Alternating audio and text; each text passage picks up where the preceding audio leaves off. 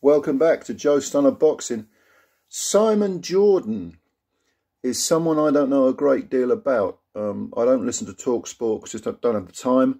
But I've seen clips on YouTube and I've seen him interviewed about boxing. And I don't know whether he knows a great deal about boxing, but I've heard him talk a fair bit of sense about certain issues. Again, I don't know a great deal about him, but he made some remarks about Tyson Fury yesterday, which a lot of people have been saying, go on, Simon, well done, you did well, mate. Now, this reveals basically what Jordan was doing. He was replying to Fury. Fury made some remarks about him, said, I don't know what he said about him, the standard Fury stuff. And Jordan said something about Fury, eating meat and along with some nandrolone, and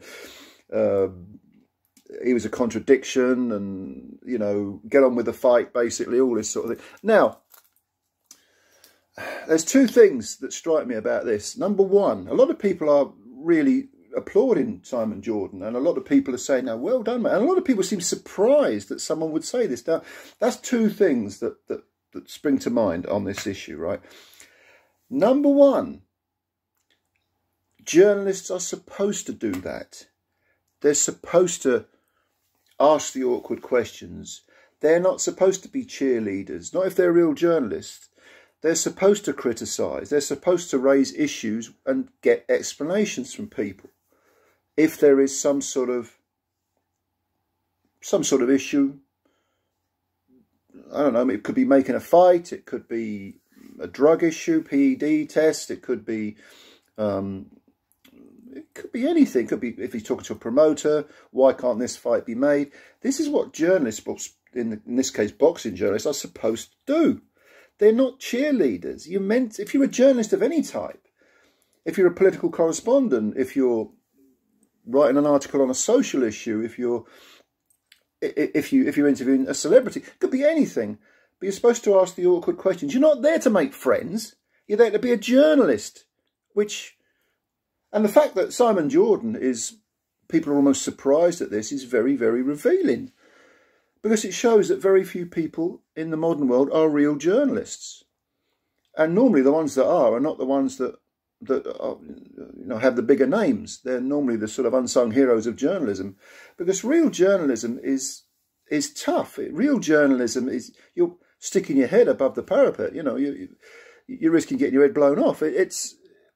But no one said it was an easy gig.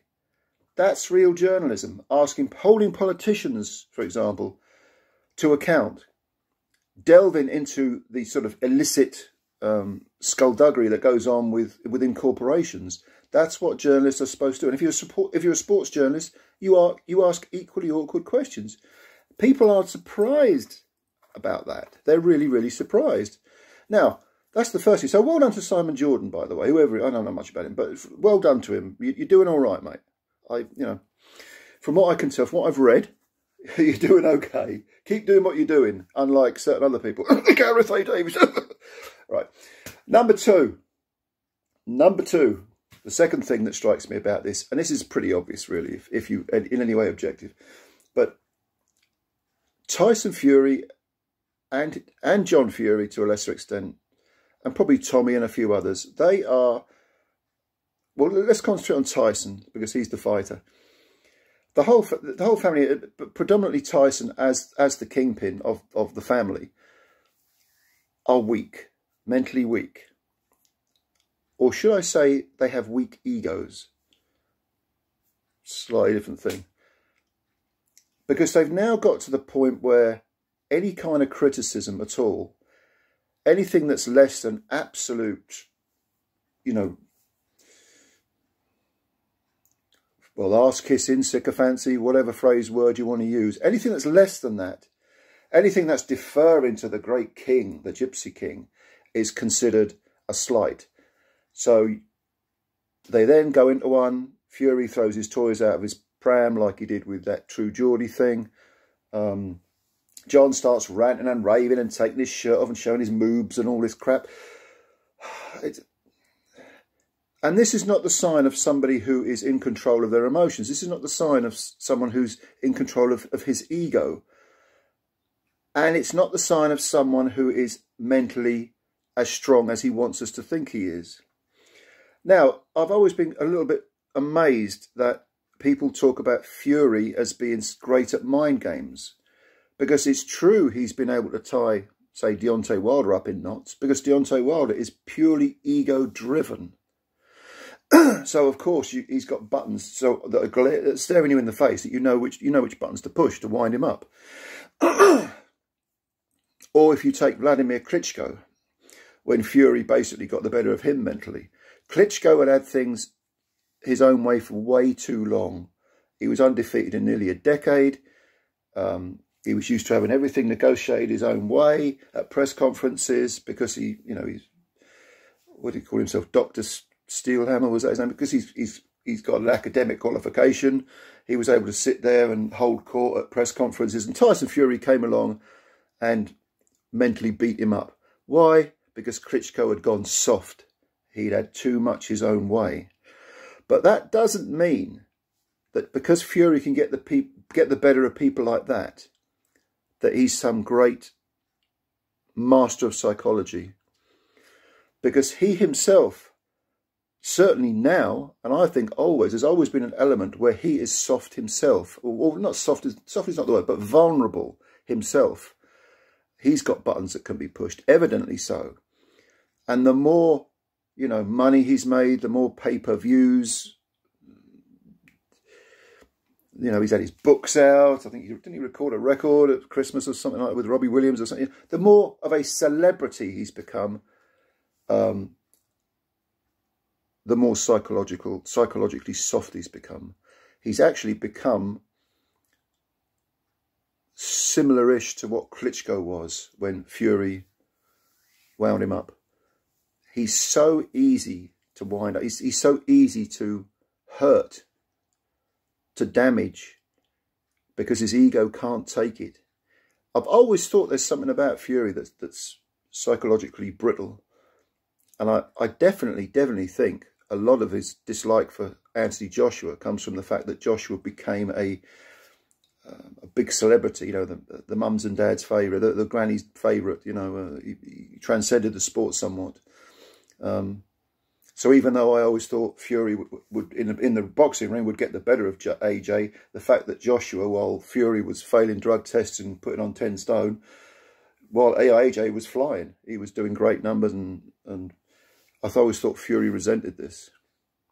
Now, the ego can be a very good thing if you control it. Emotions of any sort can be a very good thing if you control them. But it seems to me more than ever that Fury's psychological mental weaknesses are evident. And so when someone like Simon Jordan comes along, or True Geordie, or anyone else, and they have criticisms, valid criticisms that are not meant as slurs or as slights, they freak out because they can't take it. And it seems more than ever, it seems obvious that this is what's happening with Tyson Fury. Now, this is one reason why I don't think Fury likes the Alexander Usyk fight.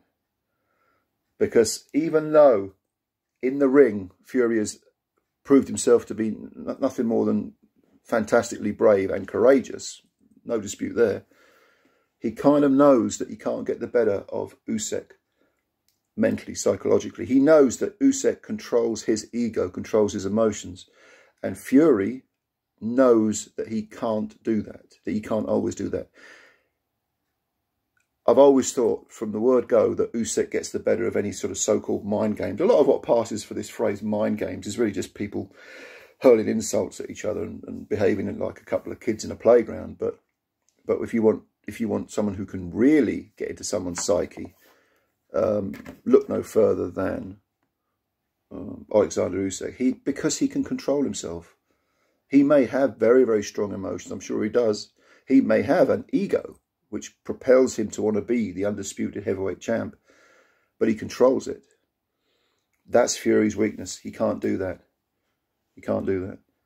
And he's been able to sort of almost blag it with lesser lights, I'm talking psychologically, lesser lights, people who equally have cracks in their psyche. He's been able to exploit that. against Usyk, I don't think he can. So anyway, getting back to Simon Jordan, maybe I'll watch a bit more of this guy. I don't listen to Talk Sport. I'm not on Twitter, but from what I've read, I kind of like what this guy says. He's a sort of anti-Gareth A. Davies. Yeah, leave your comments below. What do you think of this? And of course, as always, subscribe to the channel. Hit the like button. Enjoy your day. Thanks for your time. Like I say, I like reading your comments, so leave them below. We'll speak again soon. Bye for now.